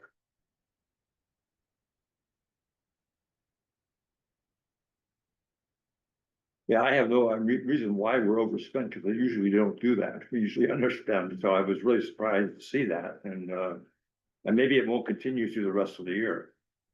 But, you I know, could give a few examples if, no, I know, we're gonna find them when we go through, and Okay. that's what we need to find out, and we can learn from those examples, and. Yeah. Yeah, if we're definitely gonna be over, we're gonna be over, we have to prepare for it, so. But. Okay. mhm. so that concludes the packet documents. I'll stop sharing so we can kind of see the. Yeah, does the board have any, our visitors online have any comments or thoughts? Our visitors, do we have visitors? President No, Anderson, Yes, When you're not here, you're a Manager visitor. Lowe. this is President. Manager Ike. Manager Baki, sorry. Yes, can we discuss the business manager position? Yes, but we don't have to make any decisions on that tonight. This is the presentation on the budget that has cuts going I forward. understand that, but we are going to begin an interview process. And I think we should be aware of that as we have the budget discussion. Mhm. Well, currently it's still in. Right, Mhm. so I just think the managers should be aware that we're moving ahead with that process. And we're also looking at the budget. And I don't know how the other managers feel about that, but it is, an issue, I think, for potential candidates. If they're aware, and they're going to be aware of what we're going through. Yeah, I think it's a good suggestion, Dave, but I think it should be done all at one time in a separate meeting as we evaluate the candidates and decide whether we wanna go forward with that or how we wanna go forward with it. So it's all can be done at one time. And after we hear the next avenue that we could take with the report from our CPA firm. So that's in process right now, and it will be ready in about 10 more days. And then we can sit down and look at that option as well. Okay? That sounds fine with me. And we also have to remember that we've got a looming retiring critical position that we have to look at and fill. So the concept was that we would have a business manager in to take over some of that day-to-day management of the district operations. And that would free up Mike to be looking for and training a assistant manager to take his position, or assistant administrator, excuse me. So unless that changes, I mean, those conversations are all part of the milieu that we're gonna be talking about over the next few weeks and making a decision for the future, but there's many things to consider. But thank you for doing this. It gives us a good look at what we're facing if we take this route. And we'll talk in depth at a future time. I think these reviews are helpful when you get new information so that we can have a meeting where we can talk about this in depth. And then we have time to go back, on our own and study it a little bit more so that we have a good feeling for what the impact, will be, but there's no getting away, that if we choose this route, we're going to be not providing a lot of the services that we have geared up to offer. We're going to be cutting back in programs and projects. And we are a service entity. So I'm worried about the impression that's going to leave, with the public. We have one single purpose, and that's to work on water issues for our district. And if we're not able to do what we need to do, because we're afraid to do the budget that's required for those things, then we're not doing our service. So those are big topics, but they're necessary, as you're going through this process. And considering, what route you want to take. But study this, understand it, and then, when we hear the presentation from, Redpath, you'll have a different, option to consider. And we will have to move pretty quickly after that presentation because we need to come to a conclusion by the end of August. So we'll be having at least 2 more, special meetings for just the budget. And we're gonna have to make a decision by our last meeting in August. Okay, Yeah, I think it'd be a wise, I don't know, if we're, in the past, Emily, you've shown the impact of the levy on people's individual. Can we take that same format? Redpath is doing that. Huh? Redpath is going to do that for the presentation that I'm having them prepare. Okay. So I, that's a lot of work for Emily. They've got templates and standard things that they can do in their accounting software, so it's a little bit easier. But you could do one showing the impact to, homes.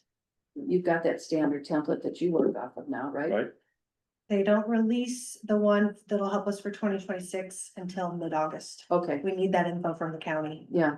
so Mhm. what if we just use last year's, what damage does that do to us? It won't be as accurate. The net tax capacity we do have and the information that we got from the state says that it is going down next year. Mhm. So, Which means that an increase will hurt people worse. yeah, I think it'll, So why don't we just build in a 4 or 5% decrease and make our own estimate on that and just, so we know your direction? Yeah. Huh? It's 3%, but it doesn't make any sense. I mean, I don't. I was Well- back looking at I've been talking to people and the homes aren't selling, if you notice on the lake. everybody based on last year's data though. There's still more, originally more permits, there's more commercial part.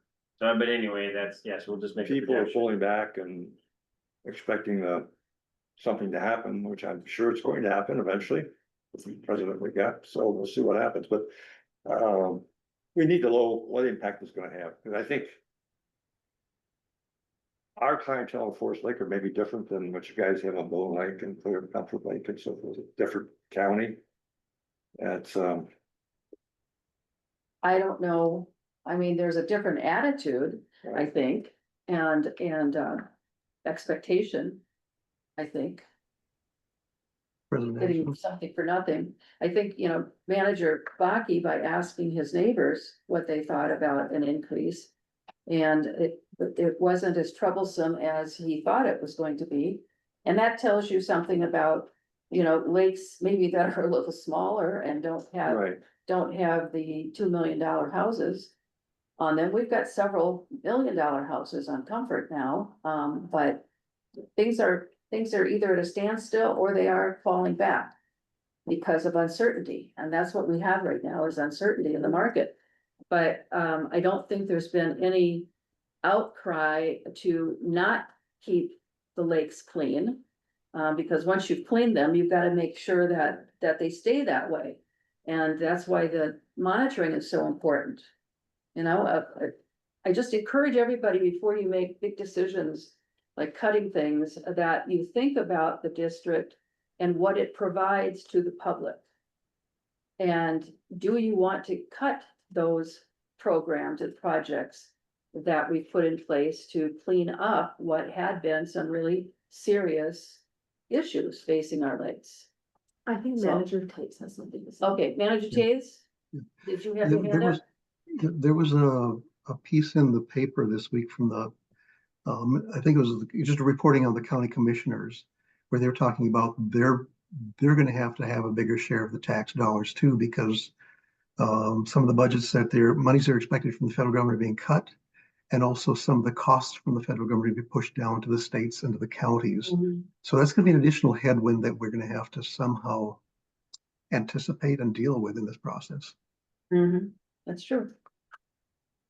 Yeah, the cuts in food stamps and not Medicare, what's the other one? Medicaid. Medicaid, $18 billion. So it affects 465,000 people. And you know, who's gonna pay for that? Your house taxes. Mhm. So, I mean, it's gonna be, I mean, we're still paying income tax to the federal government. We're not getting any of it back anymore, because we're spending it on other things that you have no control over. That's a bad situation to be in when it's $18 billion, so. Anyway, Mhm. should have saved that 18 billion we had 2 years ago, we'd be okay now. Little political comment. Yes. Could I provide a little bit more information just on the comments that were made? So with respect to tax impacts, it is not always a one-to-one. So you might see, if we increase the levy by 20%, that might not necessarily be a 20% increase for each home. I just want to pull up what we did last year. So in 2025, we increased the levy by 5% compared to the year prior. For the median home value in Washington County, they saw a 4% increase in their tax impact. Whereas the folks in Chisago County saw an 8% increase in their tax impact. Well, that's what I've been saying, is that we've always paid more because we don't have the offset of commercial property. Mhm. Forest Lake has, you know, I mean, what is it, $2 billion, I think, and of value. Yeah, it's not the taxable value, but it's the market value of all the homes and all the community, or excuse me, commercial properties within our district in Washington County. It's huge. So we've always paid more, but we know that we're getting what we needed, which is too much water and too dirty of water coming from Forest Lake City. I'm not talking about the lake, I'm talking about the city. As the city grew, it didn't do its job on putting in the right infrastructure or any infrastructure for stormwater, so yeah, so that's never been an issue with the homes in Wyoming. There's never been an outcry about that. Again, Mike mentioned it early, but it was part of our founding, is that we wanted to go quick on identifying the priority projects so that we could show the impact of that work to the public as early as possible. And when you're showing that type of result, you don't get as many screamers, you know, people say, oh yeah, my tax dollars have been spent wisely. So it's been successful up to this point, and we need to be brave enough to budget for the type of work that we do. And that's been my position all along. We've missed opportunities to increase our levy at certain points, and we shouldn't have let that happen. We should have done what we've done in the past and take those bigger jumps and then keep it level for 5 or 6 years, however long you can. But if it's time, if you're doing it right, you get through that heavy project period, and you can get everything done that you need to get done. And over time, you're not doing that many big projects anymore, and so you only need the levy to support your staff and the programs and any maintenance operation and maintenance. And there will be the surprise project coming from, out of the blue, but we do have other ways to finance those, that we know of. On those occasions when you need to do that, so we don't have to do that long-term. Loan kind of situation we have with MPCA right now. We should probably then, since we're gonna be pressed, when do we have to make the first public presentation decision? End of August, I think, right? We need to send the notice to the papers at least 2 weeks in advance Yeah. of the hearing date. And so if we wanna have our hearing on August 22nd, I think that means we need to, 21st. August 21st. Okay. We don't want to No, rush it. 28th. We want to stretch it out as long as we can so that we can do a good job of making the decision. We should prepare, staff should be preparing a story of what we've accomplished and, that support thing, so. Mhm. I mean, I did it kind of on a levy, showing why we should have a levy, and it is, it's gonna be higher than that probably, so then. We need to show the good work we've done, and. Yeah. I think we can put that together. There's the charts that show, we showed them at some of the annual meetings. Yeah. But in a simple way that people can understand. Mhm. So the August 28th, public hearing notice, we would wanna send that to the papers by August 8th. Just given the deadlines and turnaround time for them publishing. Mhm. So August 8th, we're looking for at least a draft budget number and levy number. What I wanted to just say with respect to the tax impact, is just that it's a sliding scale. It's not always 1-to-1. That's just the median home. It's higher for those with higher property values. So it's kind of hard to estimate. That's why the counties have these complicated, calculators. So we could make some estimates. We'll just take it with a grain of salt. And then I did also want to share that we were talking about, our tax impact compared to other watershed districts, and we had compiled that previously. It's getting kind of late. I can just send that out later if you'd like, or we Okay. can look at it now. Yeah, we've got 15 minutes. Okay. So this is what we had done last year. We used the 2024 tax impacts because that was what, all those levies were finalized, so. Is that zoomed in enough? So compared to other just Washington County watersheds, because those are the ones that we have at our fingertips in the tax impact calculator. And so looked at their actual levy and that impact was for their median home value. And so the median home estimated market value, obviously it varies by watershed. Ours is on the lower end. Compared to others. And so our tax impact for the median home is about 189. I ran the numbers and our tax impact, for home values that are on par with the median for Browns Creek and Carmar. So our tax impact for a $519,000 value home would be $250,000.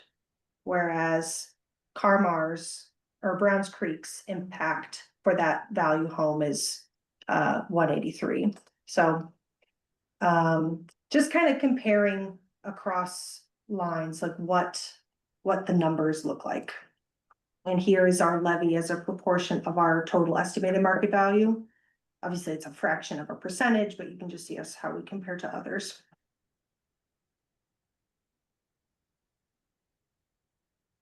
Well, do we know how many homes are in each of those other watersheds? We have about 10,000. Or at one time that was the number. It's probably grown a little bit since that, but I think there's at least 10, maybe 11,000 distinct properties. I don't have number of homes, but I could tell you the total market value in each Yeah. watershed. And Yeah. I could pull that up pretty easily here.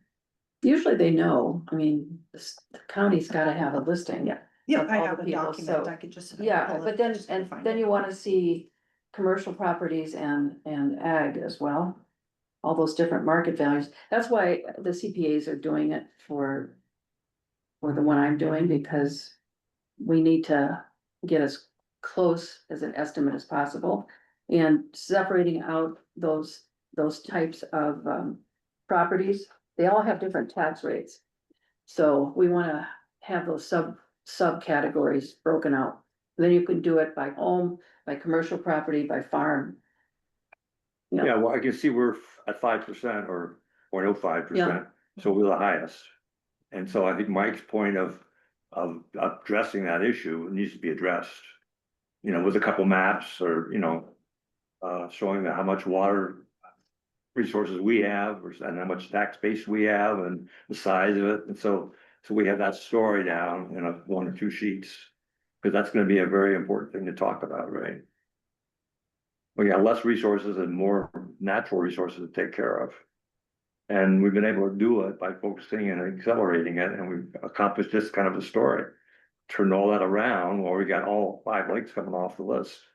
Yeah, a lot of the So, initial property in Forest Lake is in Rice Creek, it's not even in Upper Lake, Forest Lake, so The commercial property? right down 61. I mean, there's a big chunk of it. I mean, yes, there's down Broadway, there's that much, but it's not like we have the entirety of the city. No, we don't, but Okay. we have a good chunk of it. I mean, if you go down Broadway Avenue and you go across Broadway, that's where all the big box stores are. Right. So, and we've got, I don't remember the side street, but we have, we were looking at that property where the Ford dealership, that brand new Ford dealership, was put up here just in the last year or so. That's still in our district. Mhm. I think it's the street that takes you around, Everton, yeah. well, it takes you around, Clear Lake. You know, right by the freeway. I think that's the Eureka. division. Eureka, that's right. I only know like it's on all the signs right now. Eureka's closed. Okay, so that is, I think our boundary, right? Up in that area? It's hard to know with a map Yeah. like that because it doesn't give you any coordinates. no, that's cement factories in Rice Creek Watershed District. No, It no, is, Right on the no, boundary. Huh? It's right on the boundary. right yeah. on the boundary. Because the water flows right down into the, They got a permit from us to do Yeah. some work a good number of years ago. So I think that is the cutoff. It Everything is. north is ours and everything south is, Yep. Yeah, they're right.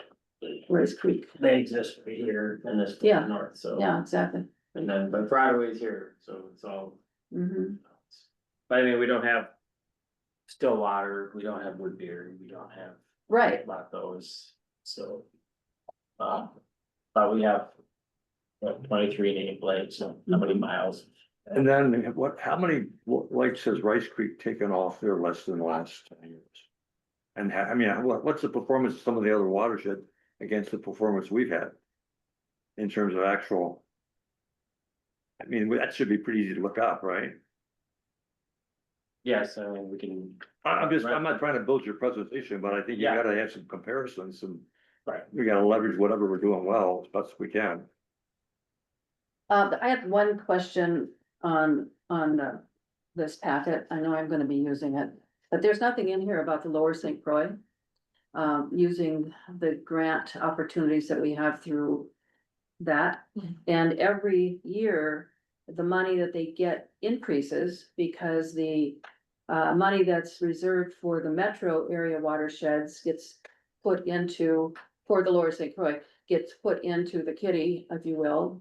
And it's been going primarily north, but there are some really good grant opportunities through that vehicle, and it's not mentioned in here. So we might want to take a look at that as well and see if there are grants that we can apply for. I don't think they do any loan It's- programs right now, but. No. But that would be something I'm gonna bring up at Monday's meeting, is to start thinking about that type of thing. It's in our grant seeking, we've gotten several grants from them in the Yeah. past. Highway 61 project is one of them. Yeah. But it has to be done in our area, right? Oh, yeah, of course. Yeah. So why wouldn't we automatically go to them anyway?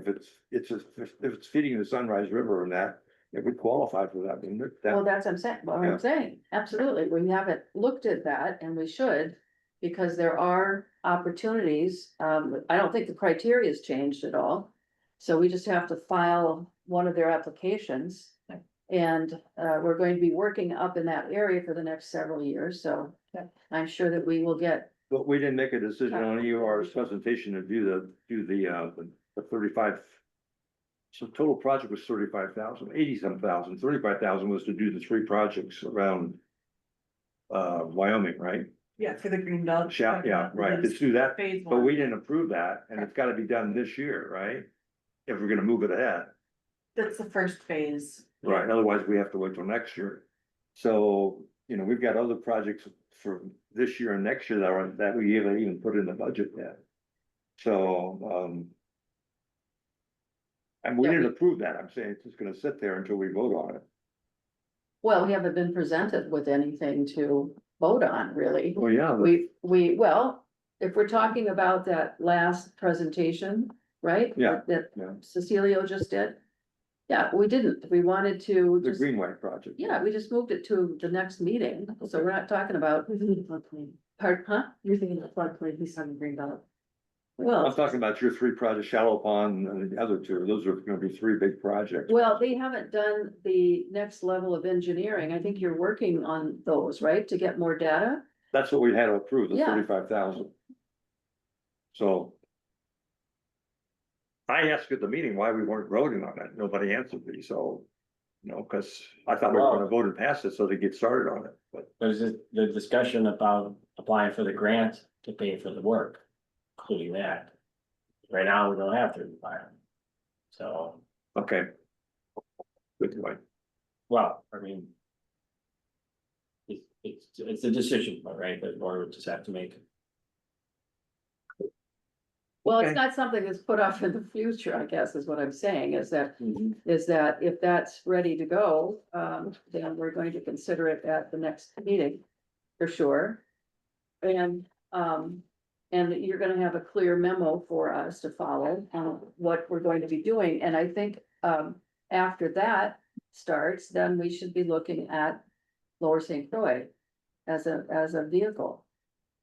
Yeah, I want to assure you that we are looking at them and the 10-year plan is very complex and there's a lot of priority areas and we are making sure that we're navigating that and. You mean the 10-year plan for the Lower St. Croix? Yep. Yeah, well, everything's complicated, but it's not mentioned in this, and I think it needs to be considered as a vehicle for us to get some projects funded through that source. Yep, it absolutely is.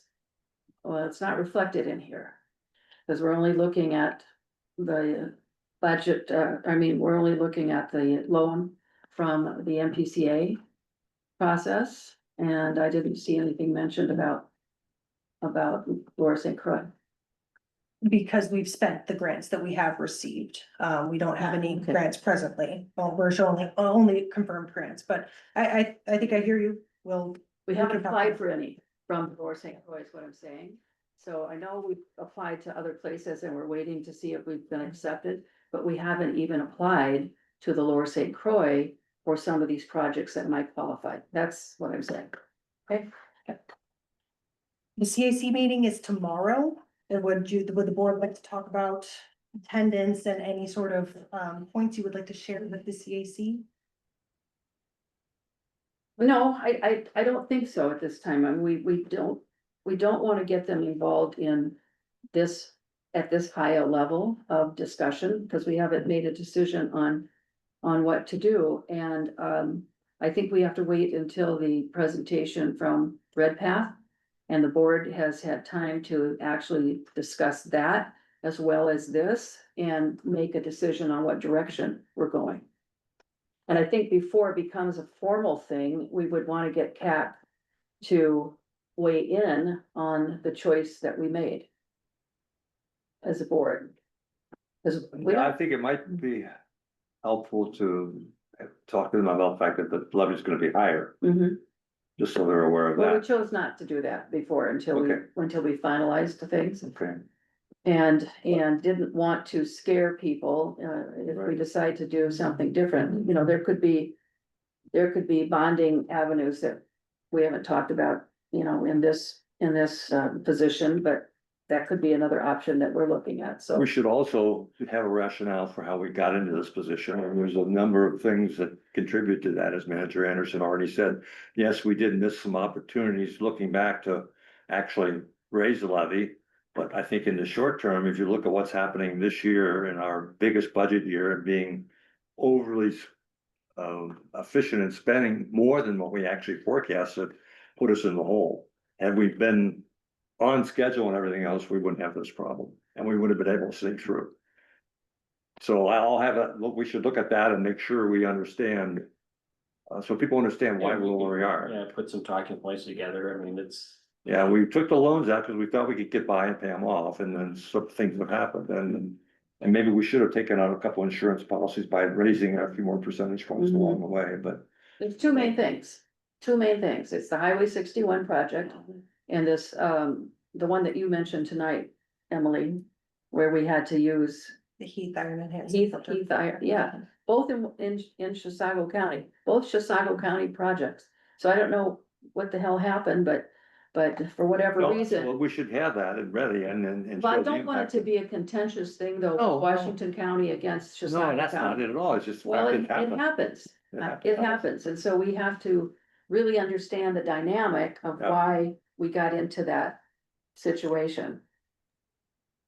And even though it happened, our story still, it's still worth it to the public Mhm. because they're enjoying something for the last 5 years that Mhm. they'd be waiting for another 15 years Right. in most watersheds. So, that's a good story.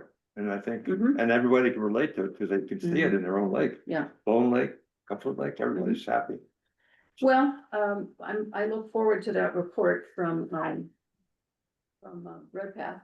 So We can have a good conversation about some alternative ways to keep the district strong and moving forward, not backwards, Yeah. okay? Can we just talk a really quick timeline? So the next CAC meeting is tomorrow. We could tell them, no updates right now. The board is meeting on July 28th to review more information. If we want to hold our public hearing at the August 28th regular board meeting, we want to get a notice to the papers by August 8th.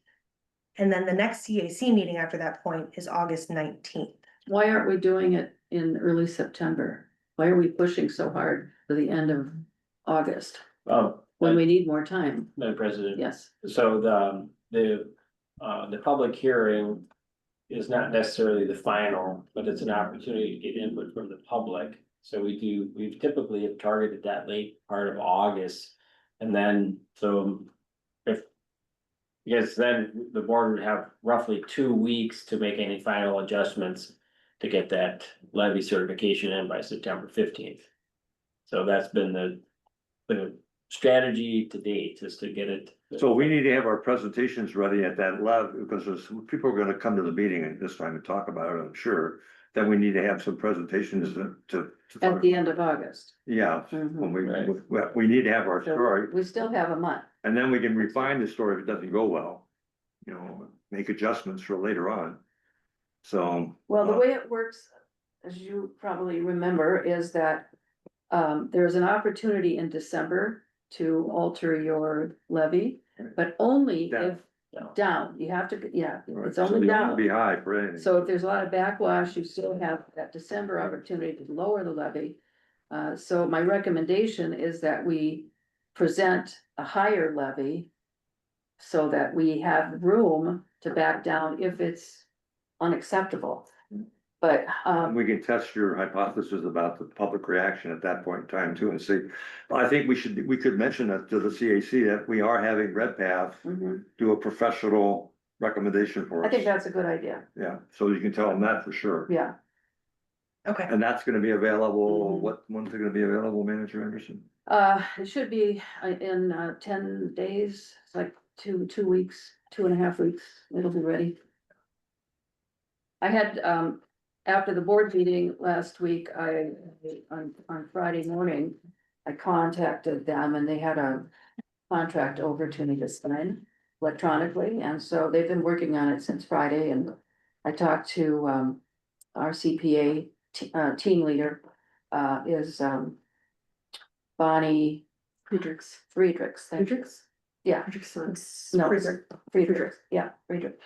I talked to her at length on Friday and then we had another long conversation today, and so she's making headway and we're on the right track. And they do this so often.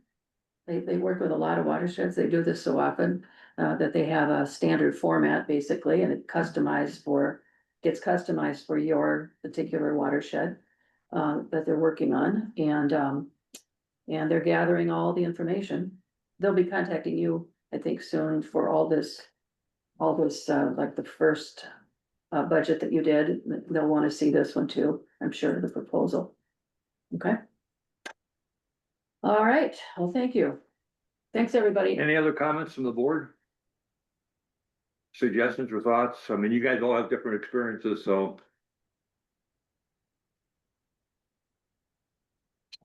Anything? No, okay. Thanks, everybody. Good night. Bye. Good night. Night.